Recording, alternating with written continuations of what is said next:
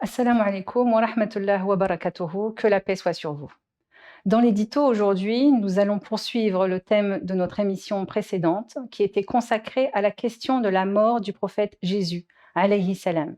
Je rappelle que l'article qui traite de cette question est tiré de la revue des religions et l'auteur est Ahmed Noureddin Jahangir Khan Sahib, qui est missionnaire de la communauté musulmane Ahmadiyya au Royaume-Uni.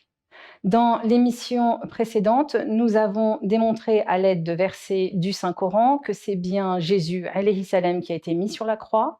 Il a survécu à la crucifixion. Nous avons également démontré qu'il n'est pas vivant au ciel, mais qu'il est bel et bien mort de mort naturelle, comme tous les autres prophètes.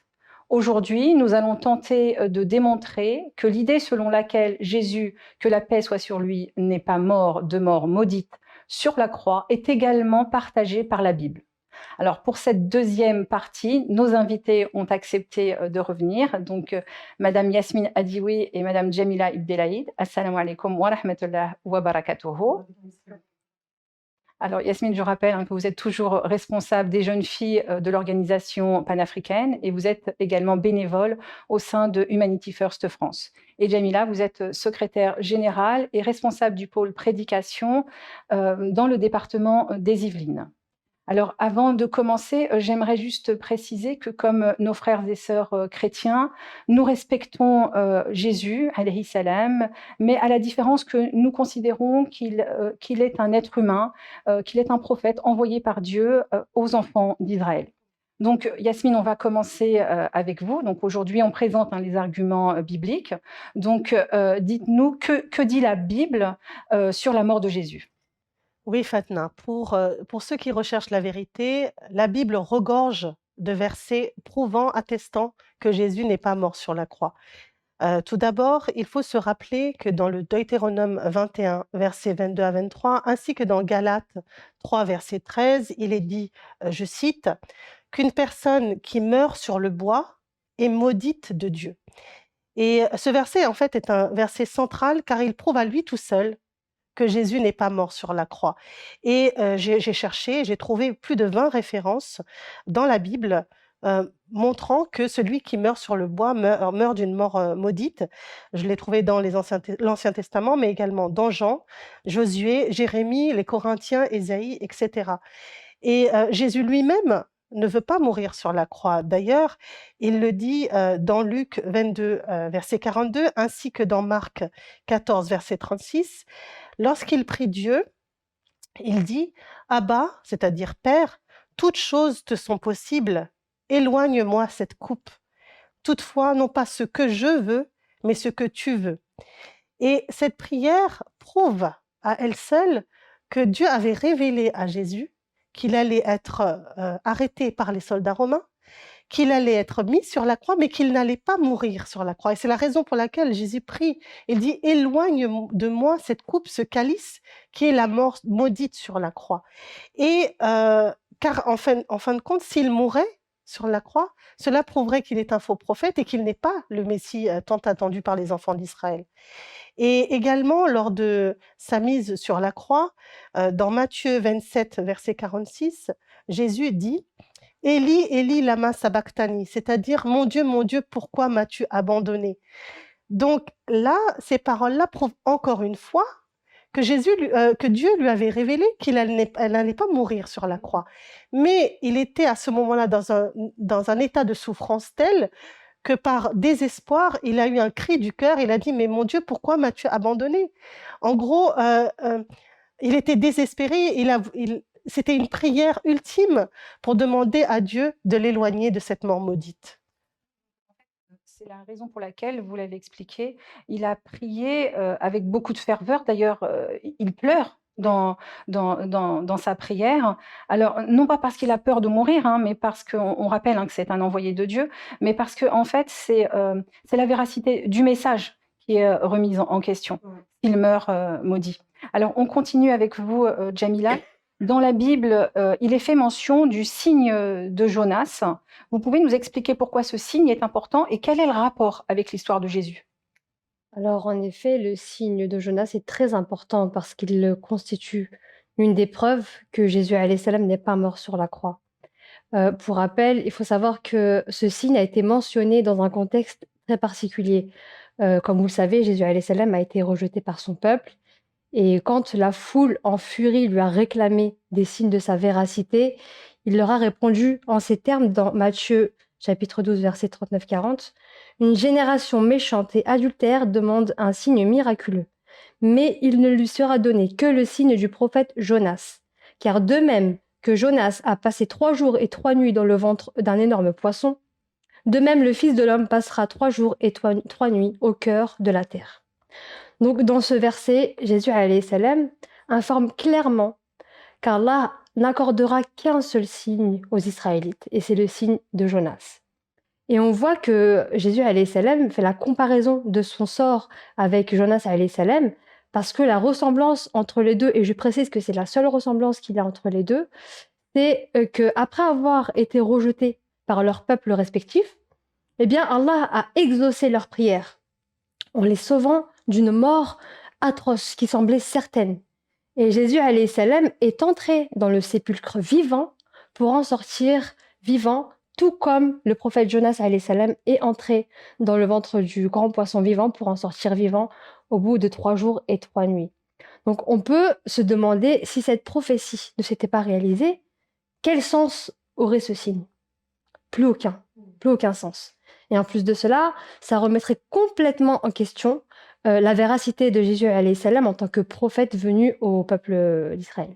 Oui, donc en fait, la véracité, de son message réside dans la seule ressemblance possible entre les 2 signes. Vous l'avez très bien expliqué, donc le fait d'être entré vivant et d'en être ressorti, vivant. Tout à fait. Alors, on continue, Yasmine. D'après la Bible, il y a un personnage qui a joué, un rôle très important dans l'histoire de Jésus, c'est Ponce Pilate, qui était gouverneur romain, de Judée. Vous pouvez nous expliquer quel rôle il a joué? Oui, alors comme disait Jamila, lorsque Jésus est allé aux enfants d'Israël pour leur proclamer qu'il est le Messie, ils le rejettent. Et parmi eux, les religieux juifs, parmi les pharisiens, pardon, sont convaincus qu'il est un faux prophète. Et pour prouver qu'il est un faux prophète, ils vont le mettre sur la croix, pour le tuer sur la croix et dire au monde entier, vous voyez, ce n'est pas notre Messie, ce n'est pas un vrai prophète, puisqu'il est mort d'une mort maudite. Et donc, ils vont comploter contre Jésus en disant quoi? Qu'il est déloyal envers le gouverneur, l'empereur, pardon, romain en Judée, et qu'il s'est proclamé le roi des Juifs. Ça, c'est très important. Ce complot-là vise, encore une fois, je le dis, à le tuer. Mais le complot des ennemis n'est pas, pardon, le plan de Dieu. Et le plan de Dieu, Dieu œuvre toujours avec subtilité pour aider ces prophètes dans l'accomplissement de leur mission. Et en effet, une personne très importante va jouer un rôle central, mais 2 autres aussi, et Jamila va en parler. C'est Ponce Pilate, qui est le gouverneur même de l'empereur romain en Judée. Et lui est convaincu que Jésus est innocent. Il dit, lorsque les pharisiens viennent au-devant de lui pour parler de Jésus, il dit, je ne trouve en lui aucune faute. Et ça, c'est cité dans Jean 19, verset 12, et dans Luc 23, verset 14. Et il est vraiment convaincu de l'innocence de Jésus parce que la veille, sa femme avait fait un rêve à son sujet. Donc vous pouvez le retrouver dans Matthieu 27, verset 19, où elle parle à son mari et elle lui dit, n'aie rien à faire avec ce juste, en parlant de Jésus, car j'ai beaucoup souffert en songe à cause de lui. Et par ce rêve de sa femme, Ponce Pilate comprend que Jésus n'est pas un homme ordinaire. Au contraire, qu'il est un messager de Dieu et qu'il doit absolument faire tout ce qui est en son pouvoir pour le sauver malgré les pharisiens. Mais les pharisiens ne veulent pas en découdre, en démordre. Ils veulent absolument mettre Jésus sur la croix. Alors, Ponce Pilate va élaborer un plan savamment orchestré avec 2 disciples de Jésus qui sont Nicodème et Joseph d'Arimathie pour le sauver en fait de la mort sur la croix. Et Jamila, je laisse Jamila continuer cette partie-là. Le plan commence à se dessiner dans nos têtes. On va Oui. continuer justement. Jamila, lors de l'émission précédente, on avait expliqué que c'était bien Jésus qui avait subi le supplice de la croix. La Bible nous dit qu'il a été mis sur la croix pour y être crucifié. Vous pouvez nous parler de cette pratique de la crucifixion? Alors, la crucifixion, c'est une méthode de mise à mort qui est très lente. Et selon les spécialistes comme le chirurgien Pierre Barbet, eh bien, d'ailleurs, lui, Pierre Barbet, avait bien étudié le sujet et il a donné des détails dans son livre La passion corporelle du Christ. Et il a dit que la crucifixion est une torture prolongée de 24 à 36 heures. Ça, c'est quelque chose qu'il faut vraiment prendre en compte. Et pour revenir au cas de Jésus alayhi salam, comme l'a dit notre sœur Yasmine, un plan a été établi pour lui permettre de survivre, de ne pas mourir sur la croix. Et pour ce faire, il fallait qu'en premier lieu, Jésus alayhi salam passe le moins de temps possible sur la croix. Et c'est justement ce qui est vérifié dans la Bible. Tout d'abord, nous lisons dans Jean 19, verset 14, c'était la préparation de la Pâque et environ la 6e heure. Pilate dit aux Juifs, voici votre roi. Ensuite, il est dit dans Marc 15, verset 33-34, la 6e heure étant venue, il y eut des ténèbres sur toute la terre, jusqu'à la 9e heure. Et à la 9e heure, Jésus s'écria d'une forte voix, Élie, Élie, lama sabachthani, ce qui signifie, mon Dieu, pourquoi m'as-tu abandonné? Donc, d'abord, on voit que Ponce Pilate a fait en sorte que Jésus soit mis sur la croix un vendredi, jour où commence le Shabbat. Et c'est ce même jour-là où tous les crucifiés doivent être descendus de la croix avant le coucher du soleil. D'accord? Et ensuite, de ces deux versets que je vous ai cités, nous constatons clairement qu'il y a un intervalle de 3 heures entre le moment où Jésus a été mis sur la croix et au moment où il lance un cri. Et ce cri est un appel de détresse, en fait, parce qu'il était épuisé physiquement. La veille, il avait prié Dieu pour qu'Allah le sauve. Ensuite, il a dû porter sa propre croix qui pesait une 50aine de kilos jusqu'au lieu de la crucifixion. Il a été flagellé jusqu'au sang, tout ça avant d'être mis sur la croix avec les mains et les pieds cloués. Donc, c'est tout à fait humain de tomber dans un état d'inconscience avec tout ça. Oui, alors on rappelle qu'il avait 33 ans, c'était un homme fort, en bonne santé. Il n'a pas pu mourir aussi rapidement, en quelques heures. Effectivement. Et je dirais même plus qu'en se penchant sur la question, cet état comateux lui a sauvé la vie. Parce que nous lisons dans Jean 19, versets 32-34, les soldats vinrent donc, et ils rompirent les jambes au premier, puis à l'autre qui avait été crucifié avec lui. S'étant approchés de Jésus, et le voyant déjà mort, ils ne lui rompirent pas les jambes. Mais un des soldats lui perça le côté avec une lance, et aussitôt il sortit du sang et de l'eau. Donc, ce verset nous apprend deux choses. Tout d'abord, il met en évidence une coutume qui consistait à briser les jambes pour accélérer la mort des crucifiés. Et là, c'était le cas, il fallait le faire parce que, comme il y avait le Shabbat, il fallait absolument faire descendre les crucifiés.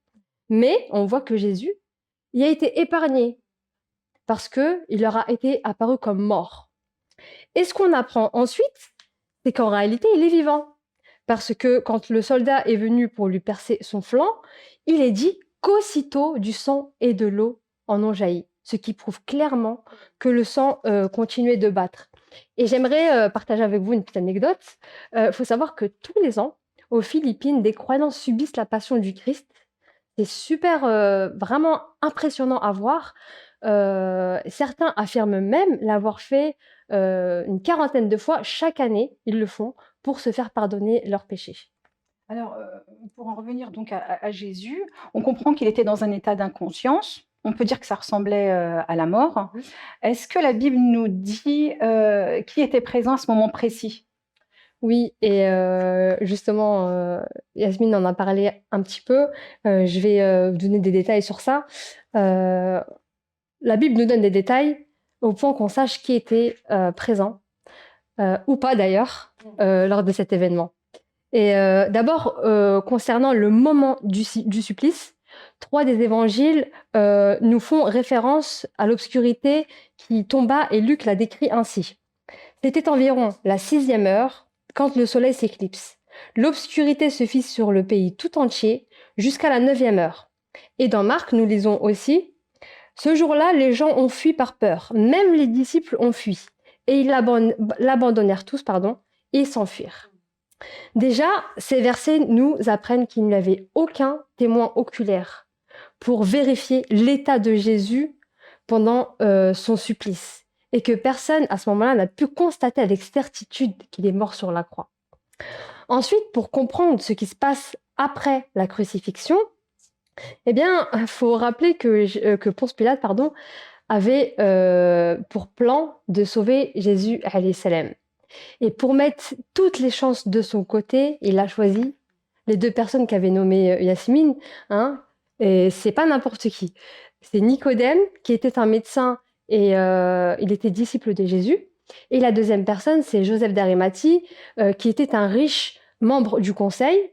Par contre, lui, il ne connaissait pas personnellement Jésus alayhi salam, mais il faisait partie de ses disciples secrets. Et d'ailleurs, je précise que c'est à lui qu'appartenait le tombeau, le sépulcre. Donc, de ça, ces 3 personnes-là ont joué un rôle très, très, très important dans la survie de Jésus alayhi salam. Déjà, comme je vous l'ai dit, Ponce Pilate a fait en sorte que Jésus soit mis sur la croix que quelques heures. Ensuite, après l'avoir fait descendre, après l'avoir fait descendre de la croix, au lieu de remettre son corps inerte aux pharisiens, il l'a remis directement à Joseph d'Arimathie, qui lui avait pour mission de remettre en sécurité le corps de Jésus dans le sépulcre. Et c'est après que vint Nicodème rapidement, tel qu'il est dit dans je vais vous le citer, il est dit dans Jean 19, verset 39.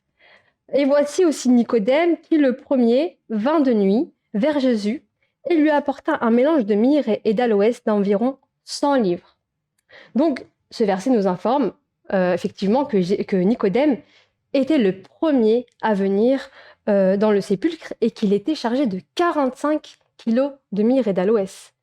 Et on sait que ces composants sont connus pour leurs vertus curatives et cicatrisantes. Et d'ailleurs, ce mélange est encore aujourd'hui très connu sous le nom de Marham Isa ou onguent de Jésus. Et le fait que Nicodème soit venu avec cette énorme quantité d'onguent, qu'il soit venu si rapidement, si vite, et qui plus est de nuit, ça montre bien que son but n'était pas d'embaumer un mort comme le voulait la coutume. Ça montre que, en fait, le but, c'était de soigner Jésus rapidement de ses blessures et de le faire dans le plus grand secret, de le remettre sur pied dans le plus grand secret en laissant croire aux pharisiens qu'il était mort. Donc, on voit bien comment Allah a fait que ce trio décisif permette à Jésus non seulement de survivre au supplice de la croix, mais aussi de se remettre sereinement de ses blessures en utilisant une stratégie avec subtilité, dans un plan super bien ficelé. En fait, le Saint-Coran fait référence à ce plan divin. Dans la sourate Ali Imran, il est écrit « Wa makaru wa makarallah ». Ils ont planifié et Allah aussi a planifié. C'est-à-dire que les ennemis de Jésus ont planifié de le tuer, mais Allah a planifié de le sauver de cette mort maudite et Allah est le plus grand des planificateurs. Alors, tous ces événements, Yasmine, nous amènent à nous poser la question de la mission du prophète Jésus. Quel était son rôle et surtout, a-t-il réussi sa mission?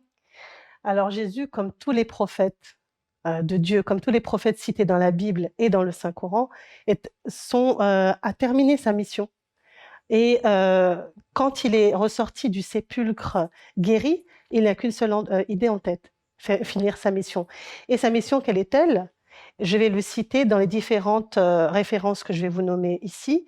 Dans Luc 4, verset 43, il dit « Je dois prêcher le royaume de Dieu, dans d'autres villes aussi, parce que là, il était à Jérusalem, car c'est pour cela que je suis envoyé. Il dit dans Jean 10, verset 16, « J'ai d'autres brebis qui ne sont pas de cette bergerie. Je dois les amener aussi, et elles entendront ma voix, et il y aura une bergerie et un berger. » Dans Matthieu 10, versets 5 à 6, il dit « N'allez pas vers les païens, et n'entrez pas dans les villes des Samaritains.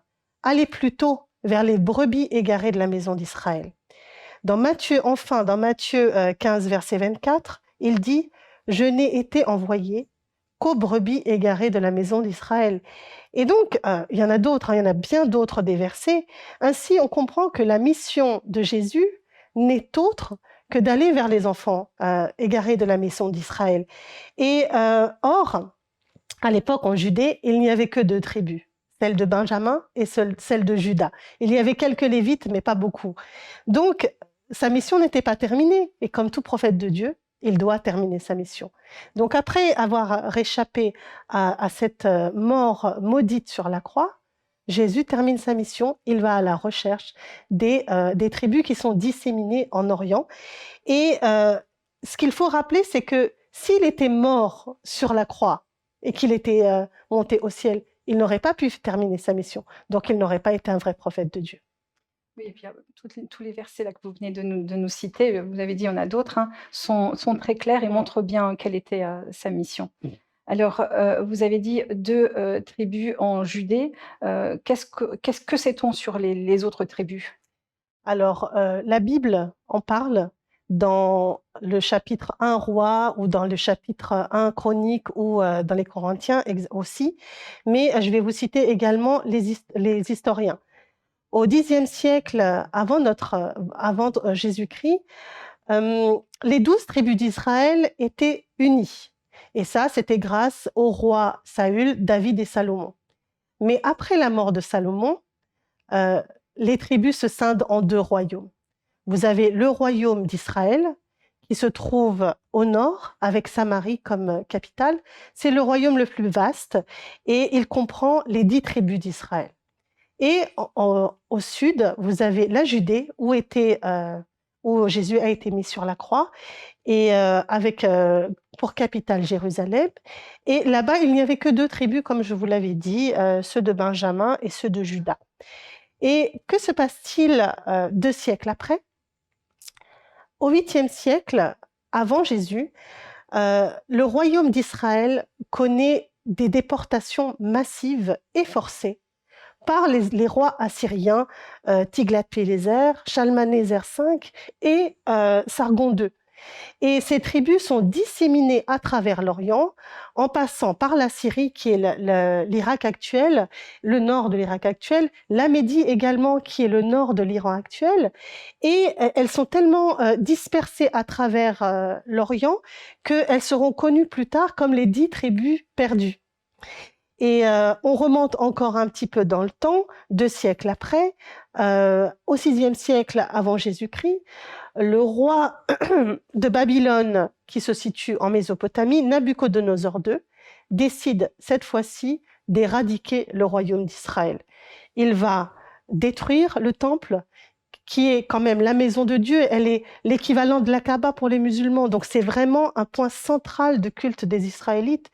Et il va déporter non seulement le roi de Judée, mais toute l'élite de Judée, donc les aristocrates, mais également il va asservir un nombre incroyable des habitants, non seulement de Judée, mais de Samarie. Donc, il va déporter en masse ces habitants pour reconstruire Babylone. Et cette captivité à Babylone marque en fait le début de la diaspora juive. Ça, c'est très important de le retenir parce que, à cause de Nabuchodonosor II, les Juifs perdent leur autonomie, leur indépendance, et ils perdent leur territoire. Et ils sont disséminés à travers l'Orient. Et donc, je remonte encore à nouveau dans le temps. Là, on arrive au 5e siècle après Jésus-Christ. Et on a Saint Jérôme, qui est un éminent érudit et qui est un docteur de l'Église. Et il dit, jusqu'à ce jour, les 10 tribus sont des sujets des rois des Perses. Et leur captivité n'a jamais été relâchée. Et plus loin dans le temps, en 1883, le docteur Alfred Edersheim, qui est un éminent érudit également, dans son livre intitulé « La vie et l'époque de Jésus, le Messie », il dit qu'un grand nombre d'Israélites, estimés à des millions, habitaient dans les provinces trans-Euphrate. La grande masse des 10 tribus était perdue pour la nation hébraïque à l'époque de Jésus comme à notre époque actuelle.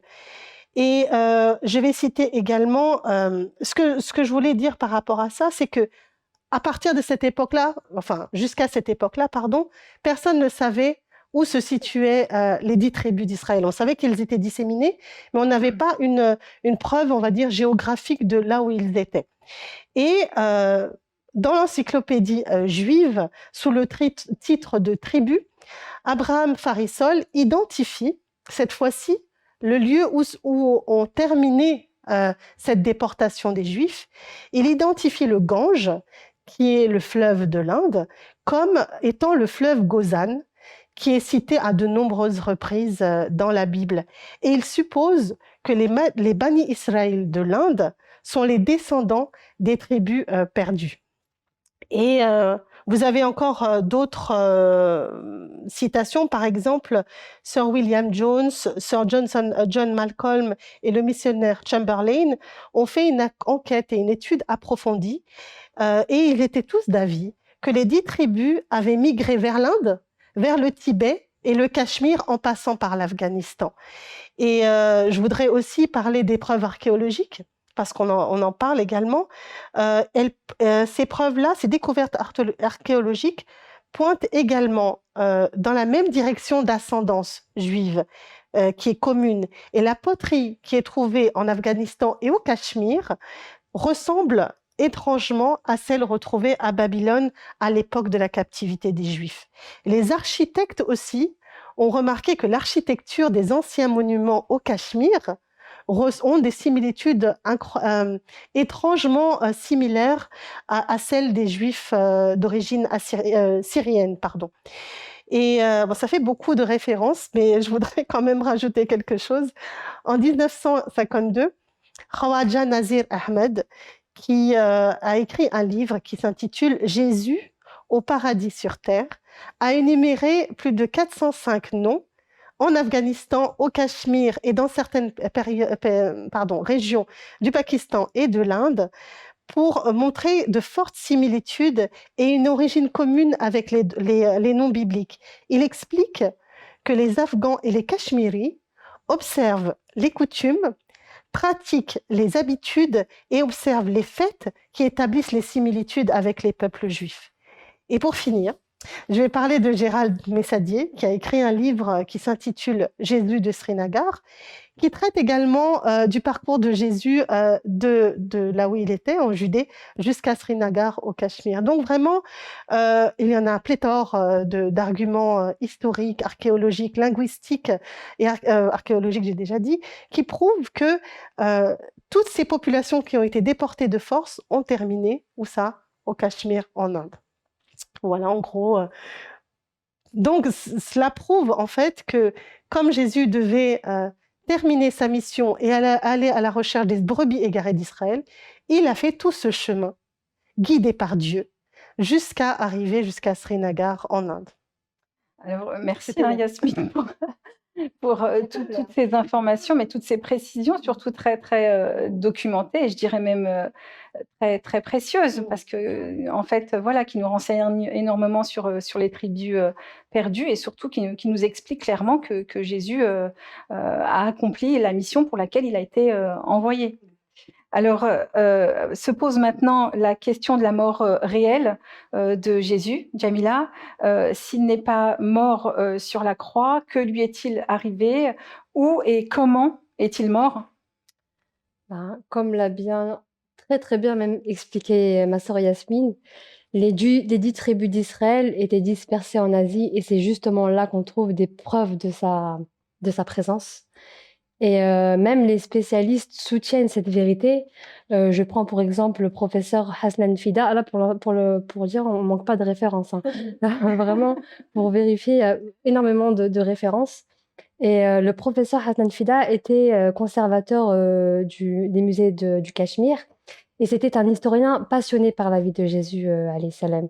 Il a prouvé que Jésus, alayhi salam, était venu jusqu'en Inde il y a 1900 ans. Et il expose ses preuves dans plusieurs de ses livres.